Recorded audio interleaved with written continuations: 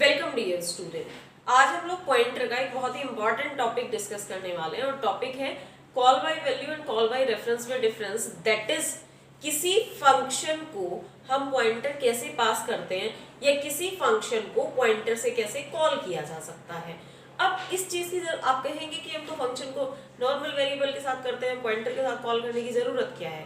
तो हम एक प्रोग्राम डिस्कस करने वाले हैं और उस प्रोग्राम से हम ड्रॉबैक समझेंगे कॉल बाय वैल्यू मेथड की, कि ऐसी कौन सी प्रॉब्लम्स थी जो हमें कॉल बाय वैल्यू मेथड में आई और जिसकी वजह से हमें कॉल बाय रेफरेंस मेथड पे शिफ्ट होना पड़ा।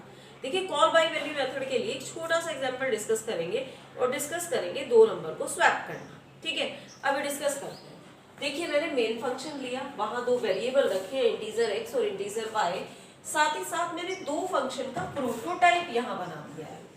This is prototype, this is again prototype. देखिए, void swap value नाम का फंक्शन बनाया और 2 इंटीजर टाइप आर्गुमेंट मैंने उसके अंदर पास किए।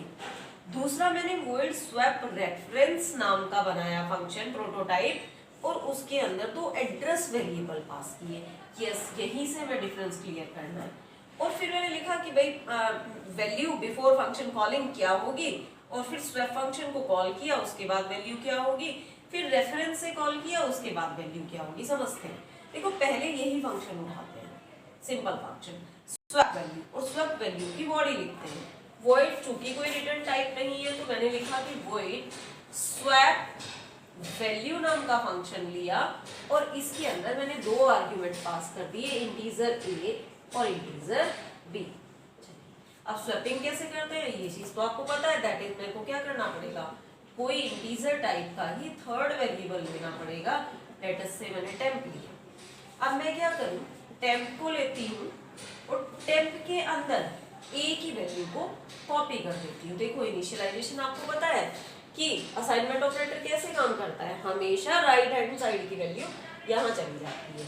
तो a की वैल्यू हमने टेम्प पे कॉपी कर दी। अब क्या करें, a के अंदर हम लोग b की वैल्यू को कॉपी कर देते हैं। ऑलराइट, b की वैल्यू को कॉपी किया। अब जो टेम्प पे पड़ी वैल्यू थी उसको हमने कहाँ डाल दिया, उसको हमने डाल दिया b पे। ठीक है, इस तरीके से हमारी स्वैपिंग हुई और स्वैपिंग करने के बाद हम लोग क्या करते हैं, वापस रिटर्न स्टेटमेंट यूज कर लें। ये इजीली हमें वैल्यूज को क्या कर देगा, रिटर्न कर देगा। या चलिए यहीं पर हम इसको ओवर करते हैं। अब आप बात समझिए कि हुआ क्या एक्चुअल। देखो, मैंने 2 आर्गुमेंट के साथ इसको कॉल किया था। लेट अस से कि ये है x और ये आपका है y। ओके, ये आपका क्या है a और ये आपका क्या है b।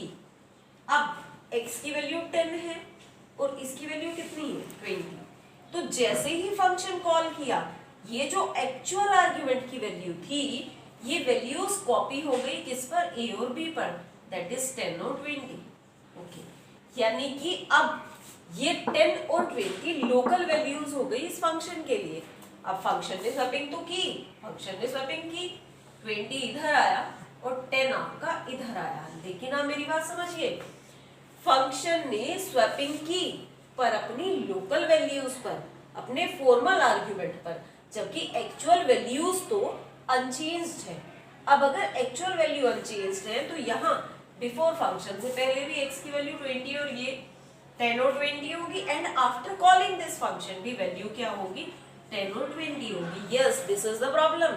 मतलब जब आपने एक्चुअल आर्गुमेंट की वैल्यू को फंक्शन को पास किया तो फंक्शन ने उसको as a local copy treat किया और उसने जो स्वैपिंग की वो अपनी लोकल कॉपी में स्वैपिंग की, ओरिजिनल कॉपी में तो स्वैपिंग हुई ही नहीं। इसलिए इस बार हम लोग क्या करने वाले हैं, बजाय वैल्यू पास करने के एड्रेस पास करते हैं। सोचकर देखिए स्टूडेंट, अभी हमने x और y की वैल्यूज पास की थी। अभी हम क्या करें कि x का एड्रेस पास कर दें a को और y का एड्रेस पास कर दें b को। जैसे ही ये एड्रेसेस हम लोग पास करेंगे वैसे ही क्या होगा, चेंज होंगी वैल्यूज। लेकिन वैल्यूज कहाँ होंगी, एड्रेस पर चेंज होंगी। आइए देखते हैं कैसे। ओके स्टूडेंट, अब हम लोग क्या करेंगे कि जो हमारा स्वैप रेफरेंस फंक्शन था, हम लोग इसकी बॉडी लिख लेते हैं। देखो, स्वैप रेफरेंस फंक्शन के अंदर इस बार मैंने क्या पास किया, एक px और py। What is value at px and student. तो अब क्या करें, वैल्यू एट px पर जो वैल्यू थी ना उसको टेम्प में कॉपी किया, फिर py पर जो वैल्यू थी वैल्यू एट py उसको px पे कॉपी किया, और साथ ही साथ जो टेम्प पे थी उसको यहाँ किया। स्वैपिंग के स्टेप नॉर्मल है, और साथ में उठाकर वैल्यू एट px और वैल्यू एट py प्रिंट करा दिया। अब जब इस फंक्शन को कॉल किया तो आप समझिएगा कि मैंने कॉल किया address of x and address of y पर। Address of x and address of y से क्या मतलब है कि मेरा x और y की जो एड्रेस थे, देखिए x का जो एड्रेस था वो पास हुआ मेरा यहाँ, that is value at px जो हमने बात की, और ये पास हुआ कहाँ पर, यहाँ पर। अब हमने वैल्यूज पास नहीं करी, हमने x के रेफरेंस को कॉपी किया है। तो x का रेफरेंस लेट अस से कि यहाँ 2 3 4 5 समथिंग कुछ एड्रेस था, ये यहाँ कॉपी हुआ, एंड नेक्स्ट का एड्रेस हमारा यहाँ कॉपी हुआ। अब चूंकि एड्रेसेस वहां कॉपी हुए तो वैल्यू चेंज कहाँ हुई, एड्रेसेस पर, दैट इज इस एड्रेस की वैल्यू यहाँ गई और इस एड्रेस की वैल्यू यहाँ चेंज हुई, दैट मीन्स 20 यहाँ पहुंचा और 10 आपका यहाँ पहुंचा। यस, अब आपको बात समझ में आनी चाहिए कि जब भी हम रेफरेंस उठाते हैं, रेफरेंस क्यों उठाते हैं, क्योंकि हमने एक्चुअल एड्रेस जो थे आर्गुमेंट के वो कॉपी किए हैं, कहाँ, जहां हमने कॉलिंग फंक्शन की बॉडी में। अब जब आपने चेंजेस एड्रेसेस पर कर दिए तो वो परमानेंट चेंज हुए, ठीक है ना, इसीलिए हम लोग कॉल बाय रेफरेंस को यूज करते हैं। अब आपको कॉल बाय वैल्यू और कॉल बाय रेफरेंस मेथड का होप सो क्लियर हुआ होगा, और यदि आपके कुछ डाउट है इससे रिलेटेड तो प्लीज कमेंट सेक्शन में कमेंट करिए कि हमें ये डाउट है। मैं फिर स्क्रीन शेयर के लिए एक अलग से वीडियो बना दूंगी जहां हम प्रैक्टिकली इन चीजों को लाइव कंसीडर करेंगे। Thank you student, thank you for watching.